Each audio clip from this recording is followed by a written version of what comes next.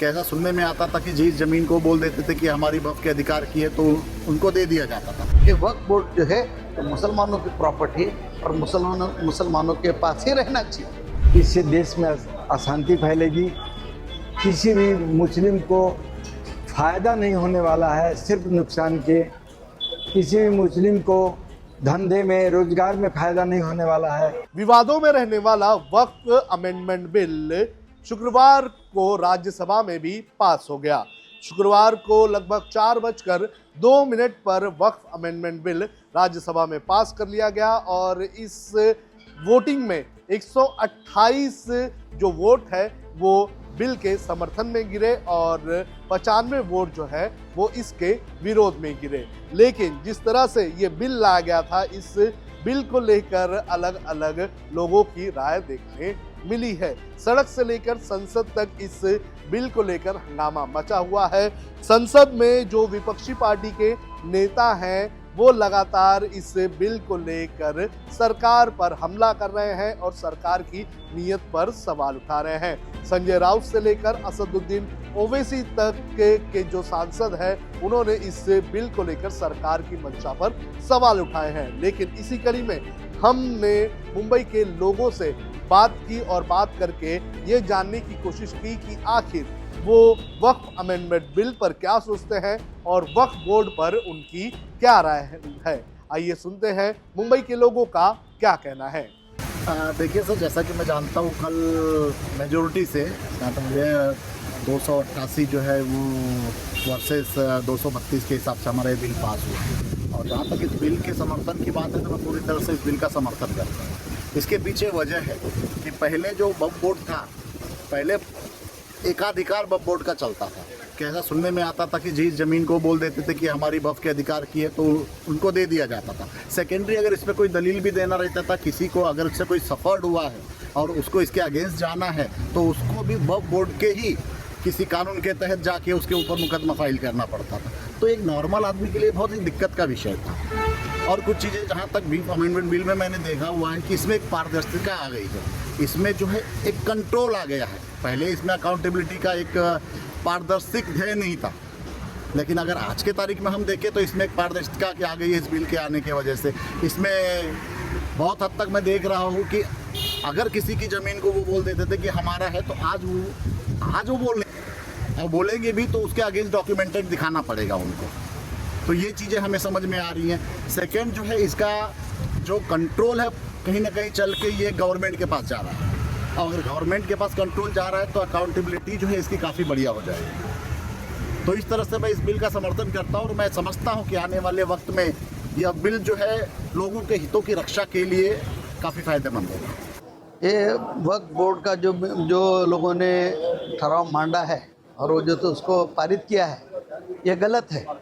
क्यों कि वक्फ बोर्ड ये मुसलमानों की प्रॉपर्टी है और उसको वक्फ किए पहले लोगों ने वक्फ किया गया था कि मुसलमानों के लिए काम आ जाए। लेकिन अब ये सरकार आज का आने वाला मनोवाद का सरकार है, जातिवाद का सरकार है।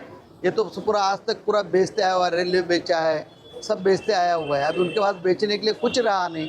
अभी एक वक्फ बोर्ड को जो है तो सदन में पारित करके, क्योंकि अभी सदन में हमारी संख्या नहीं है किसी की और वहाँ कोई विरोध नहीं कर सकता, क्योंकि ये मशीन का जो ईवीएम मशीन ने जो है सब जो तो बहुमतों से उनको जिताया है। तो इसके लिए मशीन की वजह से वो सब कर सकते हैं। आज हमारे जो है तो ऑल इंडिया उलमा बोर्ड की तरफ से जो है दिल्ली के अंदर धरना आंदोलन हो गया है। तो धरना आंदोलन कोई उसको ये ही नहीं कर रहा। आज जो है तो चौथा स्तंभ हमारा जो अधिकार है वो अधिकार को जो तो रास्ते पर उतरने का ये बंद कर रहे हैं। ये ऐसा शासन प्रशासन आया है, लोगों के ऊपर अन्याय करने वाला शासन आया हुआ है।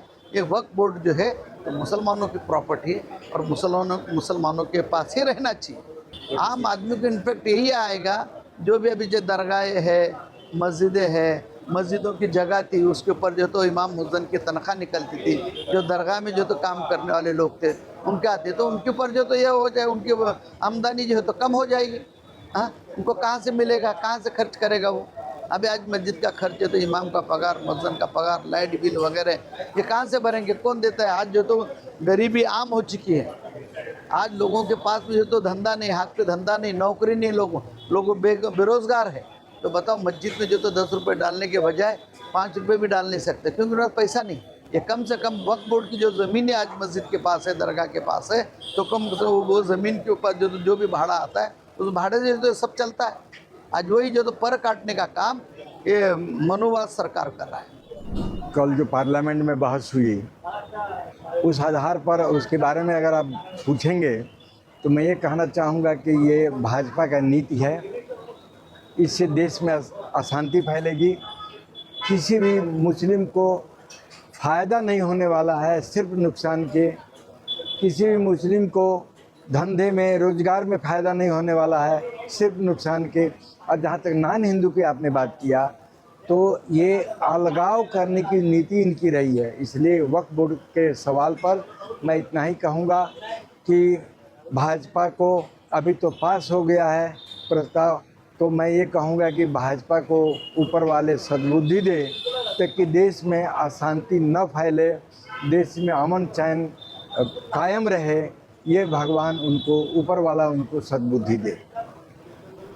ये वक्फ बोर्ड बिल जो नया आया है ये बहुत ही अच्छा है। जो गरीब तबके के मुसलमानों उनको फ़ायदा होगा।